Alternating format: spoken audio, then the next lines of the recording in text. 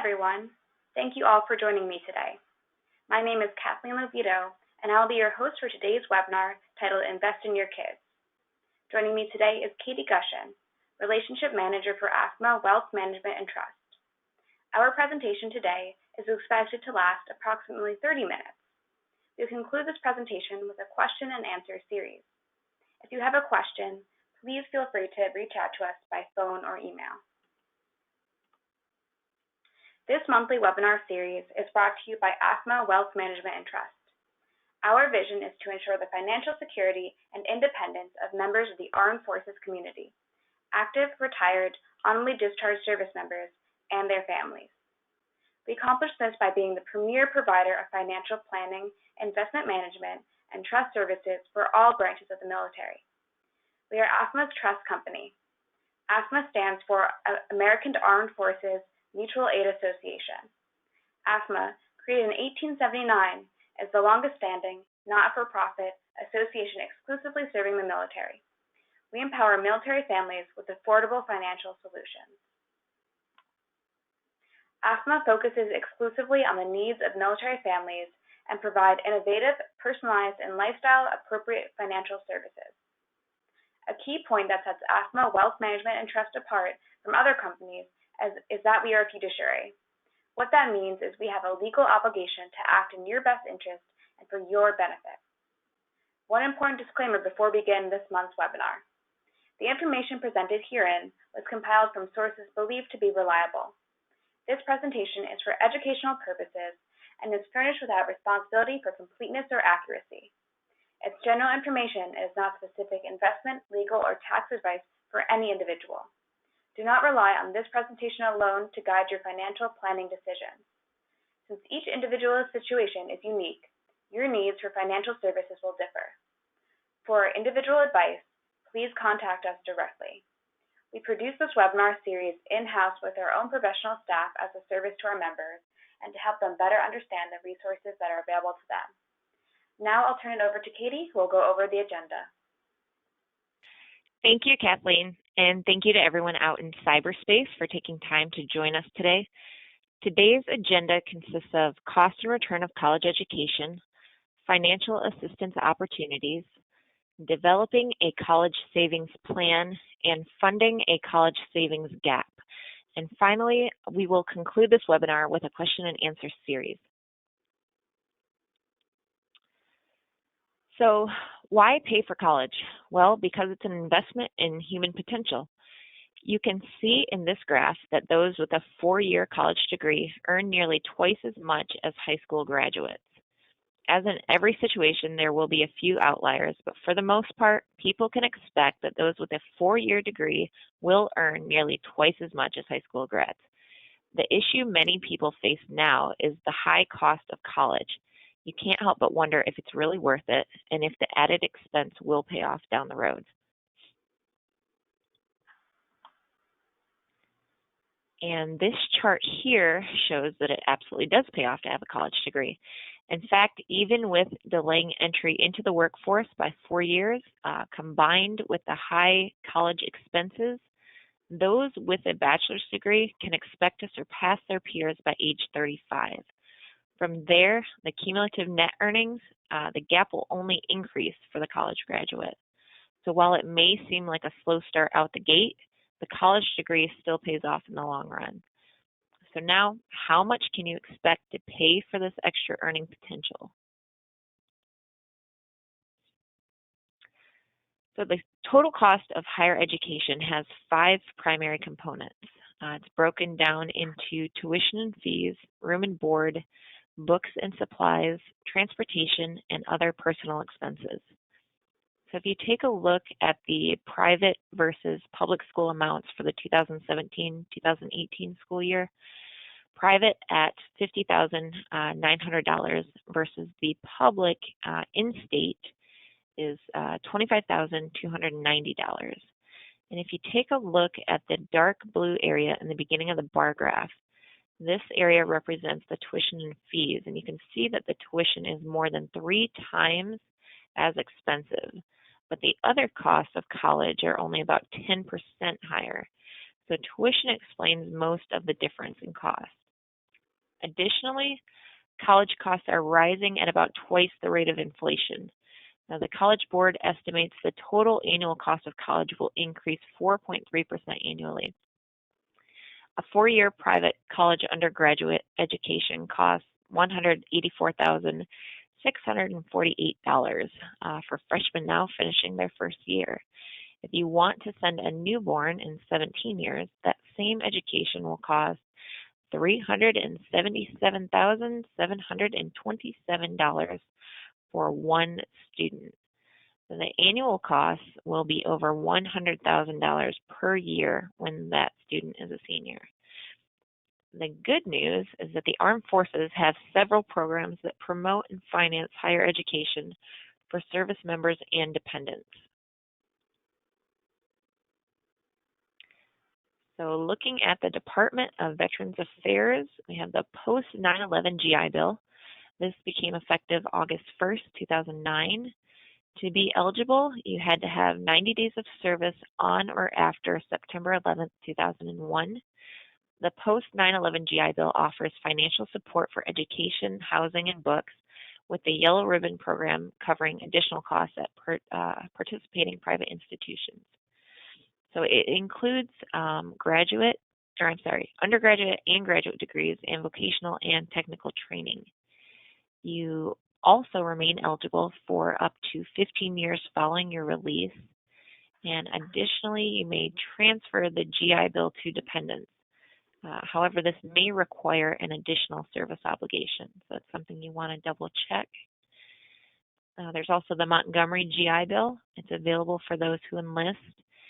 A reservist must be actively drilling and have a 6-year obligation in the selected reserve. Active duty members enroll and pay $100 a month for 12 months. The minimum service obligation is 36 months, and you are entitled to receive a monthly education benefit for 36 months. Additionally, military officer undergraduate commissioning programs, such as service academies and ROTC. Those are probably the best bang for your buck. And tuition assistance and scholarships. So this seems like an obvious choice, but it's amazing how many of these are passed up. There are several military organizations which have their own scholarship fund. Some are specifically seeking to support military families, and they typically require a little legwork. You usually have to fill out some sort of application, but this can be well worth your time. And then financial aid. So most students receive some sort of financial aid to subsidize the high cost of college. This comes in the form of grants and loans.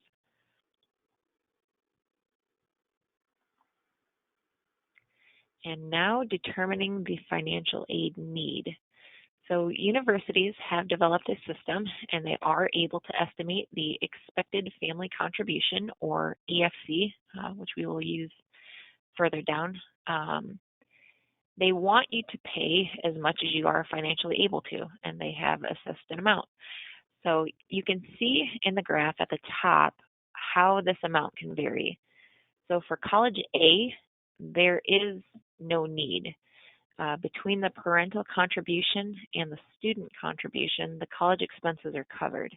However, with more expensive schools like College B and College C, there is more of an identifiable financial need. So how does this get calculated? Well, the more you make, the more you're expected to pay. And to factor the EFC, you can Google it. There are calculators available online. It's approximately 1/3 of the parent's income and up to 5.64% of savings, which is included in the EFC.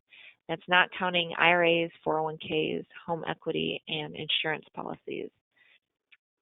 Also, up to half of student income and 35% of student assets will be included in the EFC. So you'll want to keep in mind things like the student savings. The family size and the number enrolled in college at the same time matter. So larger families will have a lower expected family contribution. Parental income and assets are not counted if the student is 24 or older, if they are a graduate student, if they are a U.S. military veteran, that's the student, if the student is a U.S. military veteran, or if the student is married or has other legal dependents. Now, financial aid mistakes. The EFC is not set in stone. Schools may ask for more or less depending upon their particular financial condition and their admissions policies. So don't focus too much on the financial aid rules. The rules may change, so don't try to maximize financial aid at the cost of sound financial decisions. Also, those paying more may be more likely to gain admission, so it's something to keep in mind. Don't focus on the zero tuition option and fail to shop for value. The curriculum offered and the quality of the institution and student body will affect the payoff from an education.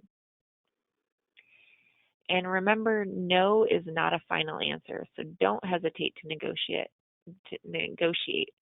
If you're told no on financial aid, ask them why. Ask if you could resubmit the financial aid application. There's lots of options you can explore. Now, applying for financial aid, you'll need to fill out the FAFSA, which is a free application of financial student aid, and the profile application, and you fill both of those out online. You'll want to do it early in the application window to increase chances of getting the results before selecting a college. That way you have more certainty about what your costs are going to be. And these require about the same information as an income tax return. So how much do you need to save?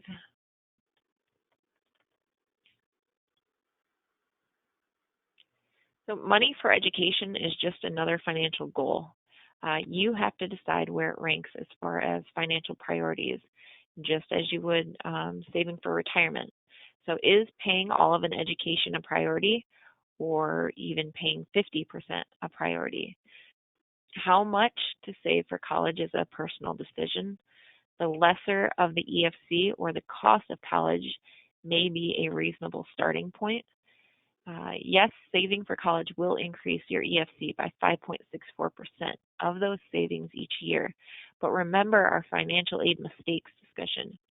It would be unwise to count on financial aid to pay all education-related expenses. Also, a large share of financial aid is in the form of loans, not grants. So meaning you have to pay that back.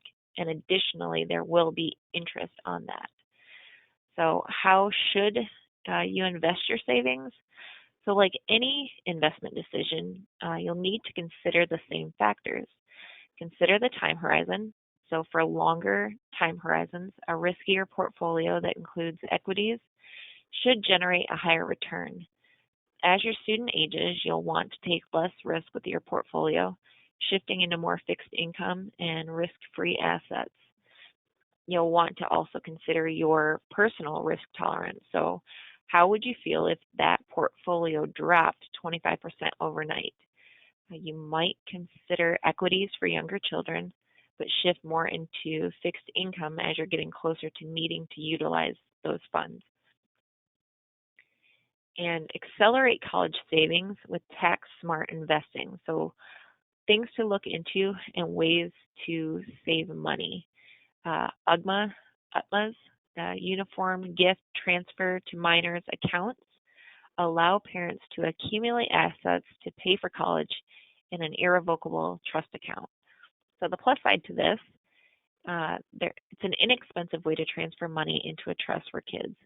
It takes advantage of a lower child tax liability on account income, and there is no penalty if the funds are used for expenses other than college.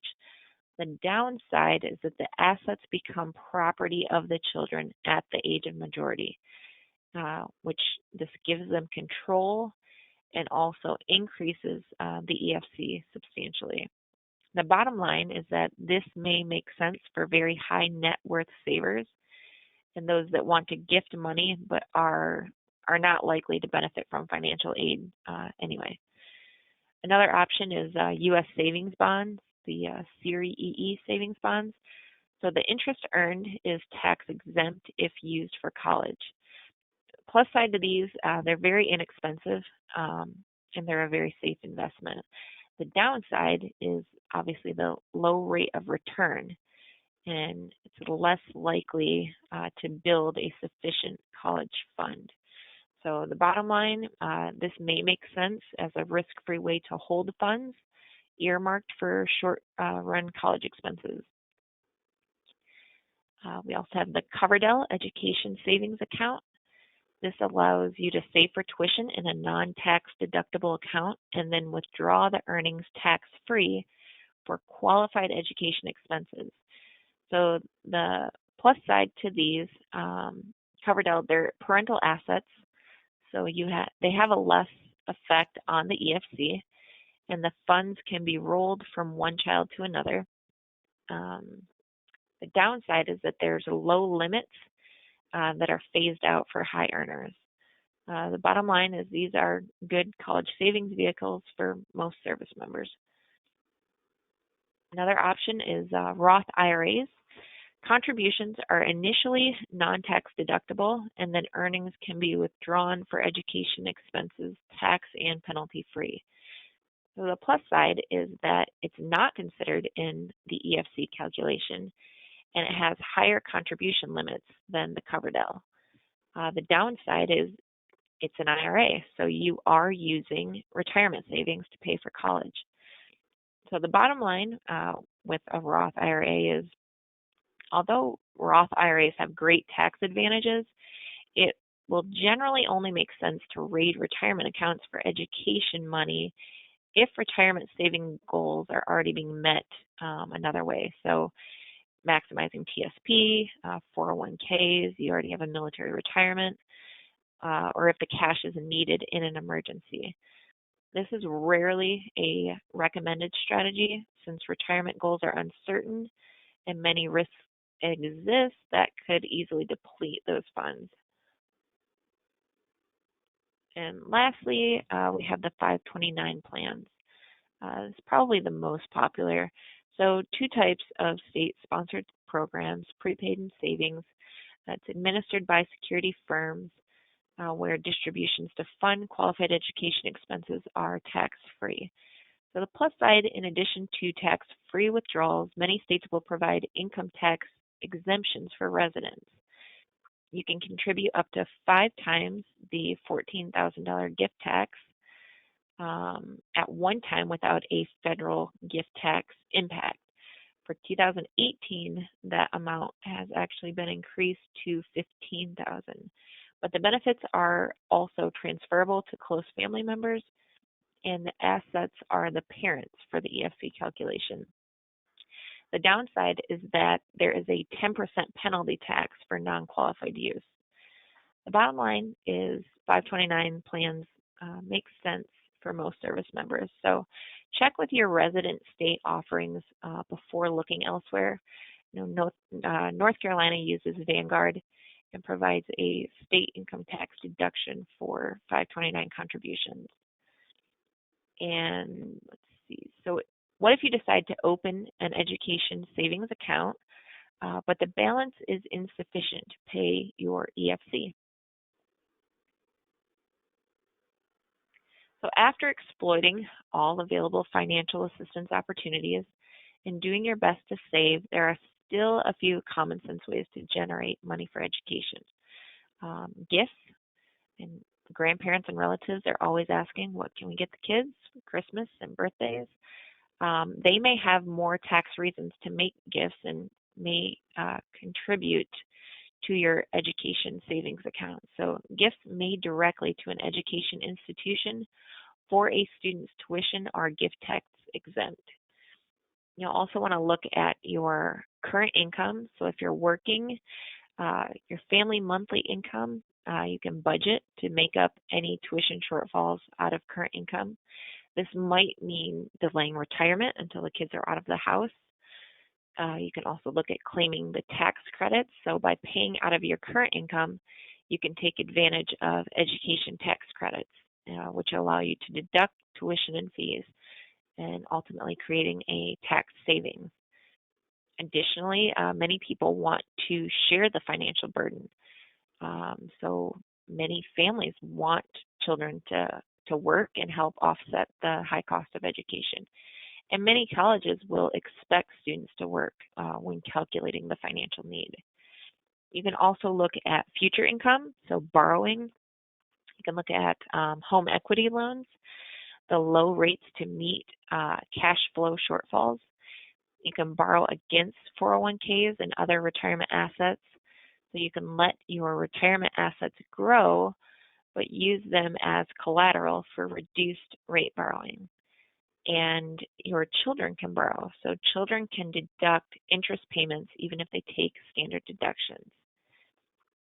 And now we will begin our question and answer series. If you prefer more privacy and do not wish to utilize a public platform, please feel free to call or email me directly. The AAFMAA Wealth Management and Trust headquarters is located just outside Fort Bragg in Fayetteville, North Carolina. We also have offices in Winter Park, Florida, and Reston, Virginia. And additionally, we have local representatives in Fort Campbell, Kentucky, and Connecticut. I'm based out of Clarkston, Michigan, and I can be reached directly by calling 248-369-5698 or by emailing kgushin@afma.com. Now, for everyone who is still with us, it appears we have a few minutes left to take some of your questions. If we do not get to your specific question, we will be sure and contact you following this webinar. So Kathleen, I will now turn it back over to you. Great. The first question we had come through is, what is considered non-qualified use of a 529? So the funds in a 529 plan are yours, and you may draw from them for any purpose. However, the earnings portion of a non-qualified distribution, meaning anything that is not used for eligible education institutions, that will be subject to a 10% penalty and income tax. So a few exceptions, if the beneficiary dies or becomes disabled, if the student decides to attend a U.S. military academy, if the student receives a scholarship, in any of these cases, the earnings portion of the withdrawal will incur income tax. But 529s can be used towards tuition, room and board, books, computer technology, special needs equipment. Non-qualified withdrawals would include things like transportation costs, health insurance, and student loan repayments. Can a 529 plan be used to pay for rent? Yes, if a student is enrolled part-time, which most colleges and universities consider that to be at least 6 credits, then it's considered a qualified expense. So if they live on campus, the qualified expense cannot exceed the amount charged by the college for room and board. If the student is living off campus, the qualified room and board expense needs to match the cost of attendance, and this will be provided by the school. You'll want to be sure and contact the financial aid office to obtain this information. What about an education IRA? So the education IRA still exists. It's just now referred to as the Coverdell Education Savings Account. Not as popular as the 529 plans, but it's still an investment option to consider. One reason people seem to prefer the Coverdell account over the 529 is that the qualifying expenses are not limited to higher education. So it can be used for both college and private school, and that includes both elementary and high school. With that said, the recent Tax Act may have evened the playing field in that aspect. Another reason many people prefer the Coverdell over the 529 is the unlimited investment changes. So 529, you're limited to just 2 changes per year. With Coverdell, it's unlimited. And probably the The biggest deciding factor is eligibility. So single tax filers must have no more than $95,000 in annual adjusted gross income. That amount for joint filers is $190,000. That's to make the full contribution. So 529s have no income limitations. Do 529 plans need to be used by a certain age? So people often mistake the 529 and the Coverdell accounts. A Coverdell account must be established by age 18 and must be used by age 30. So 529s have no age limit. And in fact, if the beneficiary does not use the 529, it can be transferred to another beneficiary or even yourself to use for college or graduate school. Great. Thank you, Katie. We're going to go ahead and break for now. Thank you for your time and for joining us today. And for any veterans in attendance, we want to say thank you for your service and sacrifice. And please let us know if we can ever be of assistance to you.